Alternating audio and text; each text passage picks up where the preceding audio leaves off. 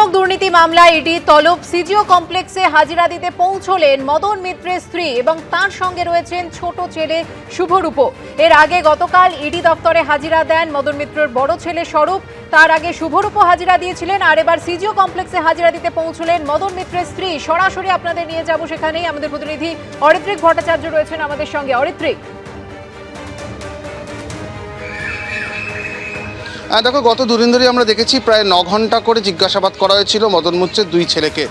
সল্টলেকের ED office CGO complex, এখানে গত পরশু মদন মিত্রের ছোট ছেলে সে আসে এবং তারপরে গতকাল মদন মিত্রের বড় ছেলে স্বরূপ মিত্র তিনি আসেন।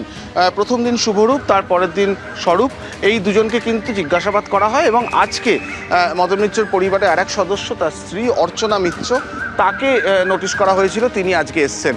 মূলত যেটা জানা যাচ্ছে যে পুরো দুর্নীতির যে টাকা, সেই টাকার ট্রেল খোঁজার চেষ্টা করছে ইডি। এবং গতকালকে আমরা দেখেছি বা গত পরশু আমরা দেখেছি যে দুই সন্তান মদন মিত্র এখানে এসেছিলেন, তাদেরকে কিন্তু তাদের কয়েক বছরের প্রায় বছর 10-12 সমস্ত ট্রানজাকশন থেকে শুরু করে ইনকাম ট্যাক্সের যে রেকর্ড, সেই সবটাই কিন্তু তাদের থেকে চেয়ে আনা হয়েছিল। আজকেও কিন্তু মূলত এই নথিগুলো যাচাই করার কাজ হবে অর্চনা মিত্রের।